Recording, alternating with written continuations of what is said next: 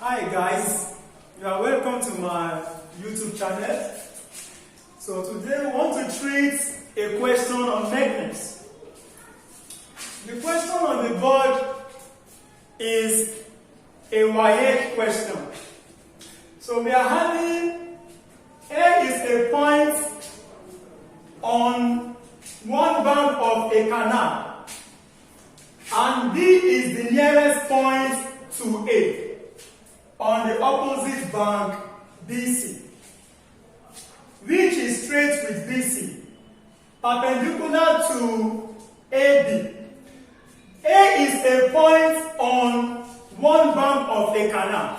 So let us have an illustrative diagram to represent the whole of this information. If A is a point on one bank of a canal, let us draw a straight line to represent the bank of the canal, and we are holding an opposite bank to this first bank drawn. So we have here point A is a point on the bank of a river. So that means we are going to be having our river where these two straight lines represent the banks of the river. And B is the nearest point to A on the opposite bank BC. What does that imply? That means if we are having the opposite bank, if this is bank A straight downward, then that means our opposite bank will be drawn on this side. We are going to have bank BC. So this is the opposite bank BC, where the point B is the nearest point to A. The nearest point to A. So we are having here point B. So if point B is lying on the bank BC, so that means the point B lies on this bank and it is the beginning point of this bank BC. So it is the beginning point of bank BC and it also lies on bank BC. So this point B in the question, we are told that it is the nearest point to point A, which is straight with BC, perpendicular to AB. So perpendicular to AB, they are still giving us information about this B. They are still giving us information about B. That B is a point on bank BC. That means it is the starting point here. And also B is the nearest point to point A. And also it is perpendicular to line AB. So that means we are going to add here angle 90 degree. That is the meaning. It is perpendicular to AB. So this is AB. This is point B on bank BC. And it is perpendicular to AB, means the angle here is 90 degree. Are you following? So the next information we have, BC is 3 kilometers. BC is 3 kilometers. That means I'm going to add here 3 kilometers. That is the length of BC, 3 kilometers. And AB is 1.5 kilometers. A to B is 1.5 kilometers. Guys, are you following? A man who can swim at 4 kilometers per hour and walk at 5 kilometers per hour wishes to get to C starting from A. Again, a man who can swim at 4 kilometers per hour and walk at 5 kilometers per hour wishes to get to point C. Wishes to get to point C starting from A. So what is the route the man will take starting from point A and the man's destination is point C?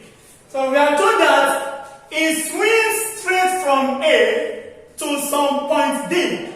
Again, he swims straight from A to some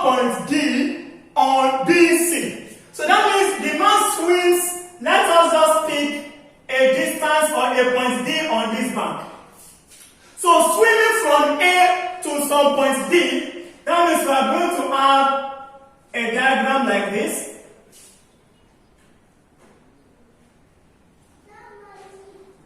The man swings from point A to point D or BC. That means point D is on this bank.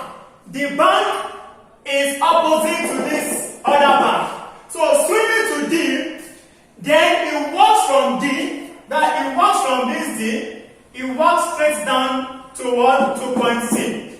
Then he walks from D to C. So that means we're having from D to C. So the man walks from D to C, full stop.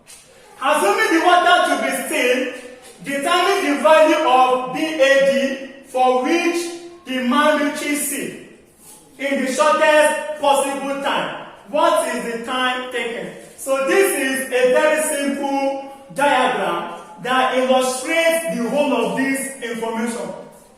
That is the major challenge with Mths. You can have a very long information, whereas the solution diagram might just be very, very simple. So the major challenge is the ability to be able to interpret the question properly. So by the time you interpret the question properly, you are either going to get a triangular shape, or you get a parallelogram, or you get a trapezium, or you get any other shape depending on the information on the board. So let us see how we can show our velocities on the diagram. Look at, we are told that the man can walk at a velocity of 5 km per hour, and the man can also swim at this velocity. So that means for the man to get to point D, he has to walk, he has to trek on this bank, he has to trek to a particular point that is directly opposite to D. The man will first of all trek or walk down to a particular point directly opposite to this D. So that means we are going to have opposite to this D. Let's pick here point O. So the man will walk 5 km per hour. 5 km per hour. That is the velocity at which the man walks. But the velocity at which the man swims, the man will swim at a velocity of 4 km per hour. So that means swimming. You know, these are the banks of the river. Between these banks, we have the river, we have the water body between these two banks. So before the man can get to D, then the man must definitely swim, because he cannot walk on water. Nobody can walk on water surface. So definitely the man has to swim. So if the man is to swim from point O to point D, the man will get to this particular point. So what is the velocity at which the man swims? The man swims at velocity of 4 km per hour. So I'm going to be having this sketch. 4 km per hour. That is the diagram now showing velocities inclusive. So we have the velocity shown on the diagram. Why is it that this one is not representing the velocity at which the man swims? That's another question you might like to ask. Now, why is it that line AD does not represent this 4 km? We are told that the man can swim at a velocity of 4 km per hour. But you will notice that this line is a diagonal passing through the intersection of AO and BA. So if this line is inclined, or it is a diagonal drawn passing through the point of intersection of OA and BA. So definitely this one cannot represent the actual velocity. It can't represent, rather it will represent the resultant or the relative velocities of these two. It will rather represent the resultant or relative velocity of these two. So that is why this line cannot represent the 4 km. That is the velocity at which the man swims. So we have to form a triangle of solution like this. So that is the information I'm having getting to this point here. Now we have again, then it walks from D to C. On getting to point D, BC is a bank of the river. On getting to point D is a land, or is a point on this river bank, which is a land. So that means the man will also walk with a velocity of 5 km per hour. From point D to point C, the man will definitely walk at a velocity of 5 km per hour. Determine the value of BAG. Very simple question. Since we have gotten the diagram needed to solve this problem, then every other steps are very, very, very simple. Every other steps are simple. We just apply the necessary law, either Pythagoras formula or trigonometry ratio. So on this diagram we have calculate BAD. BAD. So let us represent our BAD as angle alpha degree. Are you following? Let us represent this angle BAD as my alpha degree.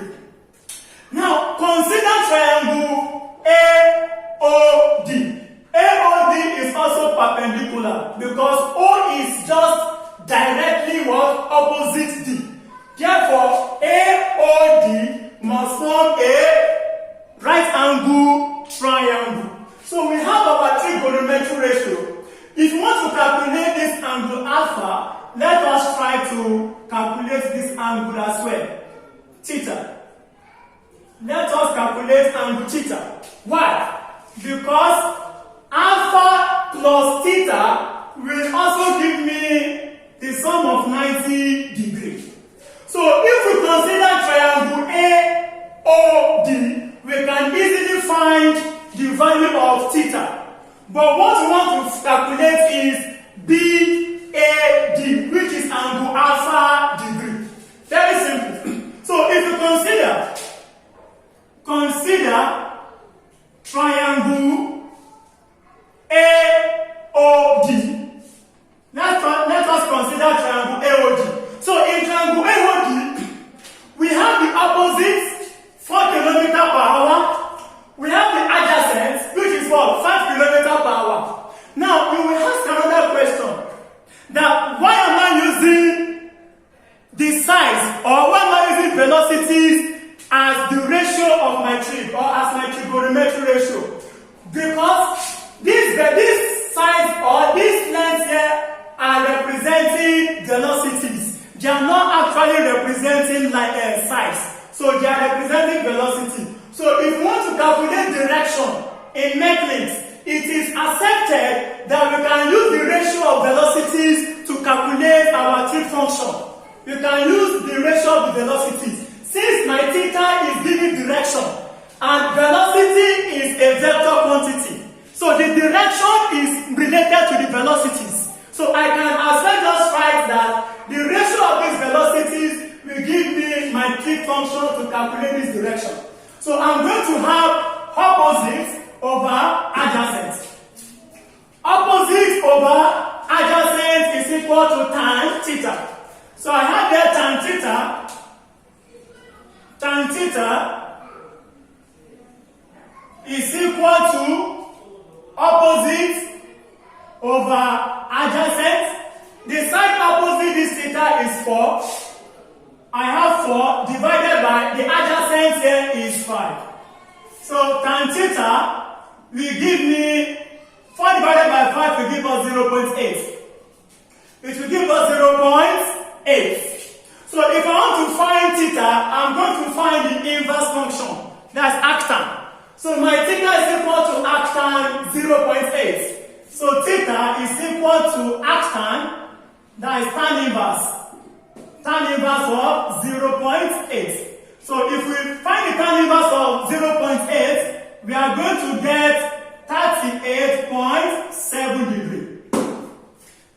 Arctan 0.8 is equal to 38.7 degrees. So that means this angle here is equal to 38.7 degrees. But we are not calculating angle DAO. The question states, calculate BAD. BAD is equal to angle alpha degree. So therefore, we are going to have the sum of these complementary angles. Alpha plus theta is equal to 90 degrees.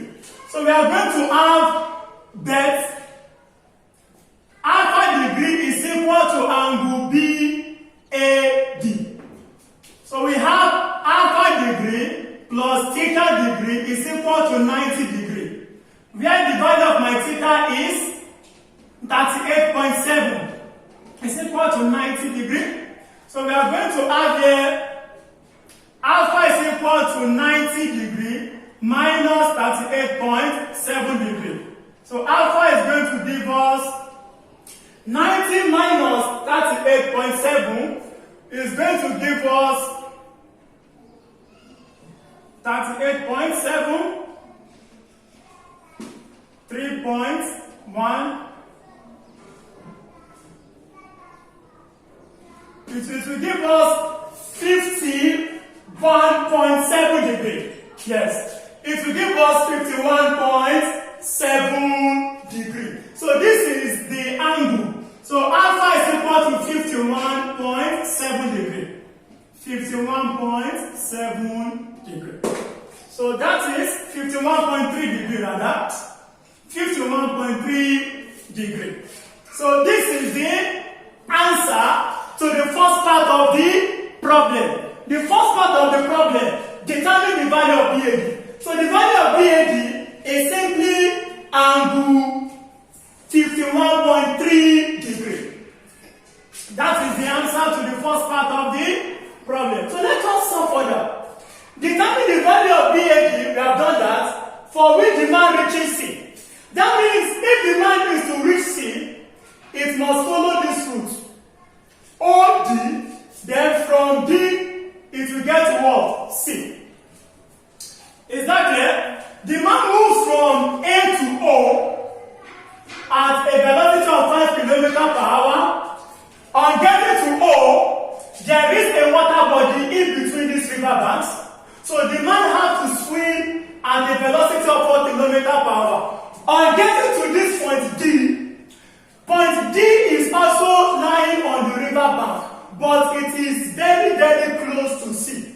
So the shortest route to follow is just to come from A to O, then from O to D, then from D to C. But if the man is to swim on from A to point C, the route is very, very distant.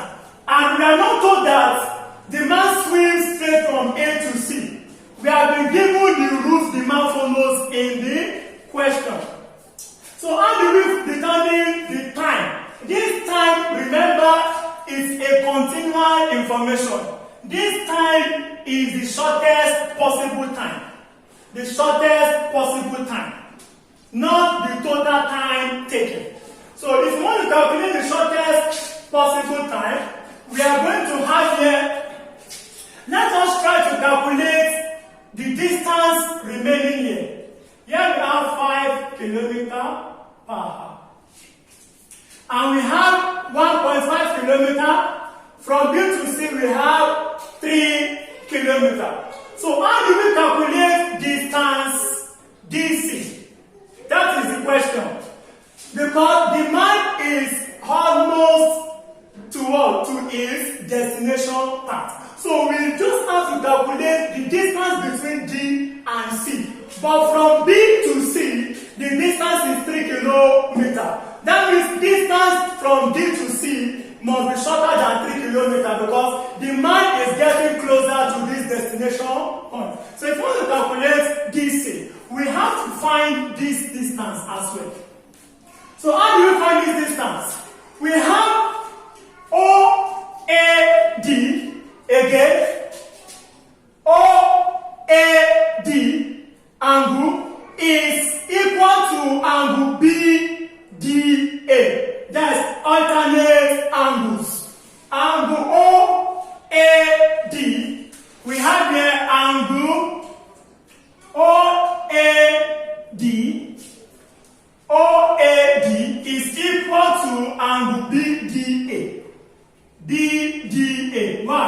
they form alternate angles. Why do they form alternate angles? These two bands are parallel, and this line AD is a transversal. It's a transversal. So we are going to have alternate angles. So alternate angles, this angle is going to give you 38.7 degrees. So I'm going to write here 38.7 degrees. I'm going to write 38.7 degrees. So we are going to consider, since I'm finding this length, from here to here is BD. So let us calculate length BD so that we can be able to find the value of length DC. Because BD plus DC is equal to 3 kilometers. So from B to D, what is the length? Let us calculate. Then from D to C, what is the length? Let us find out. So how do we find out? We are going to consider triangle ABD. So if we consider triangle ABD, we have this length now. I am calculating length. So we are not going to use velocity in your trig ratio. No, it is very, very, very wrong. You are calculating length and you are using velocity in your trig ratio. You are automatically wrong. So we are going to use this length. We have opposite over adjacent. Opposite. AB is opposite to this angle. So I'm going to have here opposite over adjacent. Opposite over adjacent. I'm going to have in triangle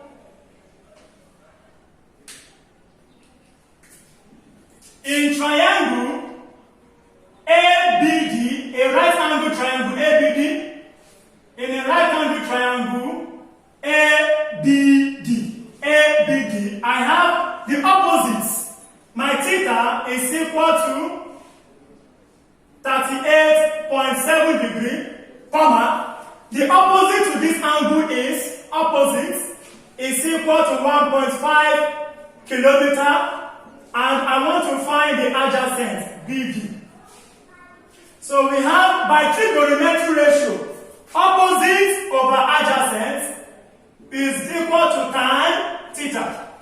Opposite over adjacent. So I have here tan theta is equal to opposite over adjacent. So the opposite is 1.5 divided by adjacent. The adjacent to this angle is just BD.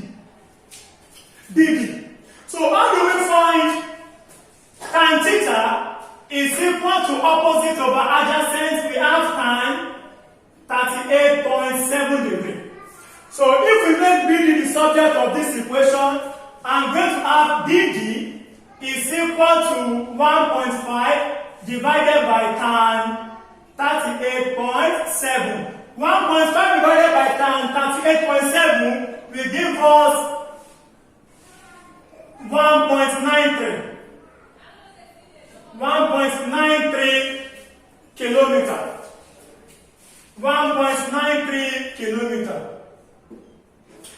Again, if you use the calculator there with you, when you have 1.5 divided by tan 38.7, the whole of the answer will give you 1.93 kilometers. So that means the distance from B to D is lesser than these 3 kilometers. So we're having length BD to be equal to 1.93 kilometers. So that means this distance here is equal to 1.93 kilometers.